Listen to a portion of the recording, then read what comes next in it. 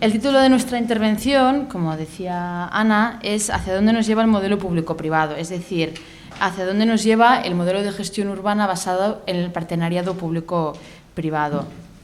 Nuestra idea, primero de todo, es reflexionar un poco, explicar un poco a qué nos estamos refiriendo cuando hablamos de partenariado público-privado, que es una palabra que además suena mucho, pero igual, no sé, exponerla y definirla está bien. Sus consecuencias, las consecuencias de este modelo, tanto a nivel económico como a nivel político. Xavi se va a centrar en la parte más económica, yo en la parte más política.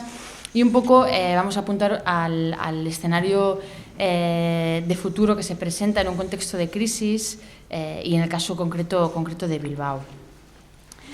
Bien, ¿qué es esto del partenariado público-privado? Primero de todo, podríamos decir que partenariado es una colaboración entre varios actores para llevar a cabo una acción, algo como muy sencillo, asumiendo que esta colaboración permite más agilidad, más eficacia, más eficiencia y que además garantiza de alguna manera que haya un mayor grado de participación en la medida que todos los actores que están implicados pueden entrar en el desarrollo de esa acción desde el principio de la misma. Siguiendo esta idea de partenariado, cuando hablamos de partenariado público-privado, podríamos decir que nos referimos a la colaboración e implicación de lo privado en lo público. Aquí hacer el matiz de que lo público, en principio, se le asume o se le pretende un carácter de interés general, ¿no? Cosa que a lo privado, en principio, en principio y en final, pues no se le presume. Cuando hablamos de partenariado público-privado en el campo de la gestión urbana, de la gestión en el ámbito local, ¿en qué se acaba traduciendo? Se acaba traduciendo en una colaboración mediante la que el emprendedurismo tradicional local se incorpora en el uso de los poderes gubernamentales, es decir, entra en la gestión de la propia ciudad, adoptando este partenariado un carácter especulativo tanto en su ejecución como en su diseño. Ahora vamos a ver un poco por qué. Los que me veis algunas veces sabéis que tengo tendencia a dar las charlas como si estuviera dando clases, pero ya lo siento, que si queréis interrumpirme ya sabéis que también tenéis ahí la puerta abierta. Es decir, por un lado, una colaboración que se da para atraer inversión, nuevas fuentes de financiamiento al sector público, a cambio de que la Administración asuma todos los riesgos y peligros que supone las prácticas especulativas frente a un modelo de planeamiento racional y planificado. ¿Qué tiene como resultado esto? Que lo público, además una frase que solemos decir mucho, lo público acaba asumiendo todos los riesgos y los costes y lo privado el beneficio. Vale. ¿Cuál es la lógica de esto? ¿Por qué es así? ¿Por qué lo podemos decir tan fácilmente? Bueno, sobre todo por la idea de que lo privado, a diferencia de lo público que comentaba antes, busca el interés particular y el lucro. Por tanto, se puede presuponer una idea muy sencilla, que es que no se implicaría el sector privado en nada de lo que no pueda sacar o que no se le garantice un mínimo de beneficio y rentabilidad, sobre todo en términos económicos. Por supuesto, hay distintos tipos de partenariado público-privado y igual muchos de vosotros os está ocurriendo el tercer sector como parte de este partenariado.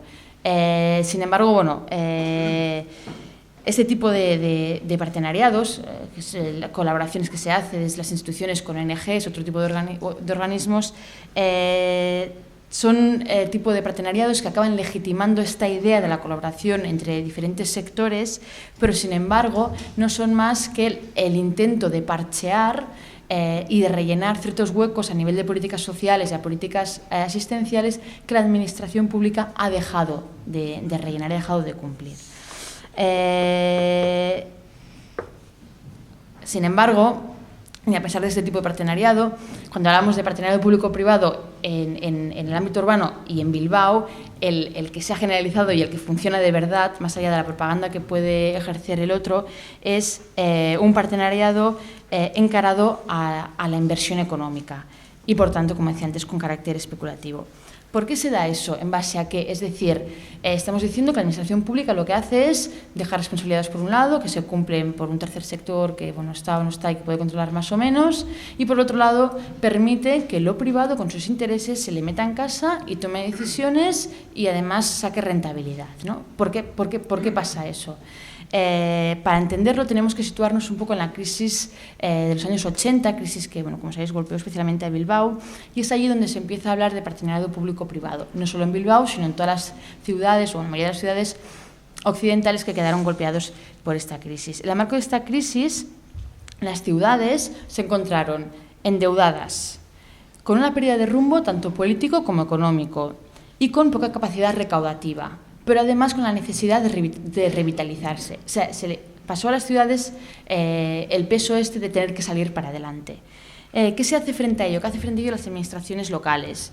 Buscar amparo en el sector privado, tanto a nivel de rumbo que tomar, como a nivel de ver al sector privado como una posible fuente de financiación que se necesitaba.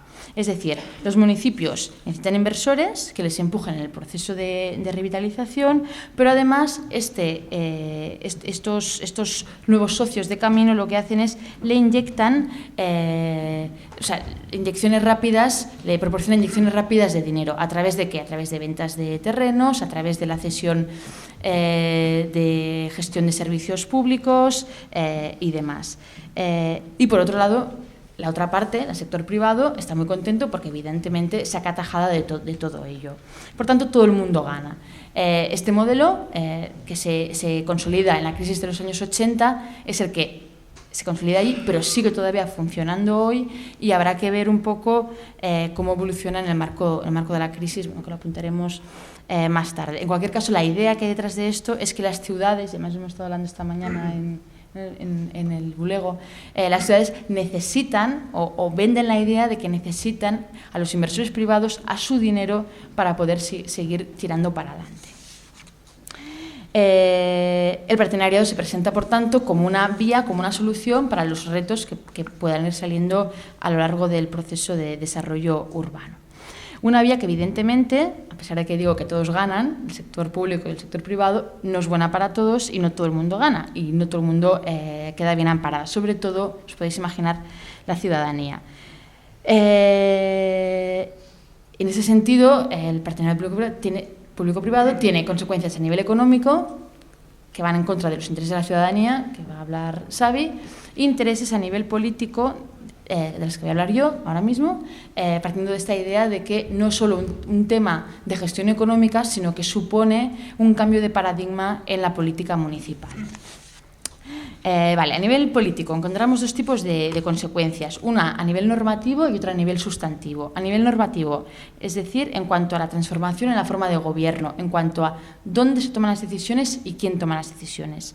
A nivel sustantivo, a nivel de qué decisiones se están tomando, qué tipo de políticas se están implementando y se están empujando desde estos nuevos espacios. En cuanto a las primeras, la idea es muy clara. Si entra en escena un nuevo actor en el panorama de política municipal, el escenario se complejiza. Y si además se parte de la idea de que la administración pública necesita a este nuevo actor, las instituciones se tienen que adaptar y amoldar a los requerimientos que estos nuevos actores requieren. ¿Cómo cambia el Gobierno de estas exigencias, de estas compensaciones desde las formas partenariales? Primero de todo, cada vez las decisiones se toman en espacios más alejados de las estructuras clásicas de toma de decisiones. Un ejemplo de ello, y aquí vamos un poco ya a Bilbao. Bilbao Metrópoli 30, ¿no? Una asociación que en principio no tiene ninguna responsabilidad política, pero que sin embargo ha venido marcando en los últimos años la línea de la política municipal en general y en las actuaciones en concreto de Bilbao Ría 2000. Un poco para ponernos un poco en contexto, bueno, vosotros la verdad es que seguramente todos sabéis eso, pero bueno, igual para ponerlo en el contexto. Actualmente Bilbao Metrópoli 30 es una asociación que cuenta con 19 instituciones y hasta 130 empresas. Surgió para dar un impulso al plan estratégico para la revitalización del Bilbao metropolitano. Un plan que sale de un proceso de reflexión, de un foro de reflexión que se abre en el año 87, en el que están principalmente empresas privadas, con el impulso de Diputación y de Gobierno vasco. En este caso también es interesante ver cómo durante los primeros 4 años de este foro de reflexión el Ayuntamiento de Bilbao curiosamente no estaba en él y no se incorpora hasta que el mandato, el Ayuntamiento, la Alcaldía pasa de Gorordo a Ortuondo. Bueno, por problemáticas probablemente, bueno, esto los que estabais ahí en ese momento en el Ayuntamiento lo sabréis mejor que yo. En cualquier caso, este foro de reflexión que hizo este primer plan estratégico, y luego ha venido haciendo otros, en 2001 se presentó otro que es Bilbao 2010 la estrategia, y ahora recientemente en los últimos años se ha presentado otro que es Bilbao 2030 momento de profesionales, sociedad para profesionales, una cosa así. Es un foro que, a pesar de que allí la máxima representación es de la empresa privada, se está vendiendo hacia afuera como un foro neutral y, de hecho, se publicitan así directamente. ¿Cuál es la misión de Bilbao Metrópoli 30? En propias palabras, promover la competitividad económica mediante la unión de esfuerzos públicos y privados.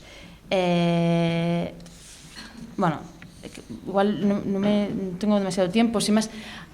Un hecho además interesante es que a través del plan estratégico de Bilbao Metropolitano es donde se pusieron las bases para la gestión, para el modelo de gestión público-privada de Bilbao que sigue hasta hoy en día.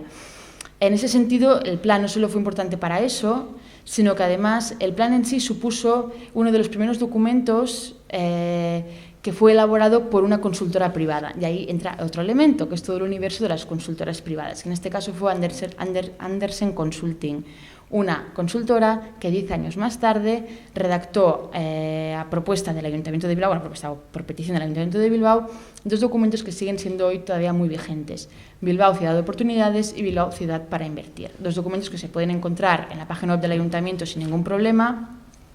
El primero de ellos, Ciudad de Oportunidades, lo que hace es especifica el desarrollo de las áreas de oportunidad que se desarrollaron en el primer PTP, que al final acabó siendo un documento un poco extraño, que a su vez también fue desarrollado por una consultora privada, que es FOR 4. Entonces, para que veáis un poco, ¿no?, como a nivel muy simple se puede ejemplificar este alejamiento de donde se están tomando las decisiones a nivel de Bilbao y el peso que tienen las empresas privadas en ellos. Bueno, luego, además, y lo siento mucho, en el caso de Bilbao Ciudad de Oportunidades es un documento especialmente interesante, y yo además en los últimos años he estado trabajando en Zorroza, y si un ciudadano de Zorroza quiere saber qué va a pasar en Punta Zorroza a nivel de plan de reordenación urbana, por mucho que busque en la página del Ayuntamiento, no lo va a encontrar en ninguna parte. Donde se va a encontrar va a ser en el documento Bilbao Ciudad de Oportunidades, que está en la sección de negocios del Ayuntamiento, ¿no? Es como un ejemplo más de cómo la transformación y todo se enfoca directamente al área de los negocios y la ciudadanía allí ni siquiera se le considera como alguien que le pueda interesar lo que está ocurriendo.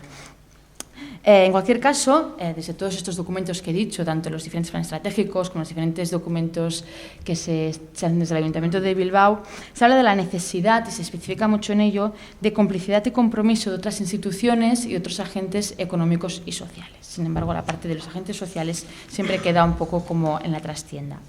Vale, en segundo lugar, aparte de este alejamiento en los espacios donde se están tomando las decisiones, es la irrupción de estos agentes privados en los espacios de toma de decisiones más clásicos. Evidentemente no se ponen en el pleno municipal, pero sí a través de estos espacios que se abren de participación ciudadana. De forma muy rápida, un ejemplo, el Concejo Cívico de la Villa, que se conoce como el Consejo de los Sabios, que es como, bueno, dentro de todas las limitaciones que pueden tener los consejos a nivel de participación y de calidad de la misma, sí que podemos decir que es como el principal órgano de participación de la ciudad. De los 85 miembros que hay en ese concejo, solo uno pertenece al movimiento vecinal. Los demás corresponden todos a empresas privadas, entidades financieras, colegios de profesionales y, por supuesto, la propia institución. Por tanto, esto nos lleva a este partenariado público-privado que está marcando dónde se están tomando las decisiones nos lleva a un escenario, primero, donde la calidad democrática queda en entredicho y en segundo lugar, donde se refuerzan las prácticas de clientelismo y se refuerzan de esta misma manera los lobbies empresariales. A nivel sustantivo, es decir, qué tipo de decisiones se toman y a quiénes están dirigidas. Aquí también la idea es muy clara. Si el partenariado se da para conseguir inversión y la forma del gobierno cambia, es decir, quien toma las decisiones y dónde las toma, la política municipal que se desarrollará será un reflejo de ello, no de otra cosa. Por tanto, se llevará a cabo, y se está llevando a cabo, una política que también, como muy bien ha dicho Ana, está más dirigida al crear un buen clima para los negocios y la construcción de reclamos para atraer nuevos inversores que a la redistribución de bienes y servicios cara a la ciudadanía. Por tanto, las necesidades de la ciudadanía se rompen, se diferencian completamente ya de las necesidades de la propia ciudad. Y es que la política municipal dirigida precisamente a garantizar esta distribución de servicios públicos y esta redistribución de rentas y demás es poco rentable en términos económicos. No lo es, y como no lo es, no hay ningún interés y se deja. Y se deja un tipo de partenariado que es el tercer sector, donde la calidad del servicio público que se está distribuyendo, pues también se tendría que poner un poco encima de la mesa. Por lo menos garantizar la universalidad.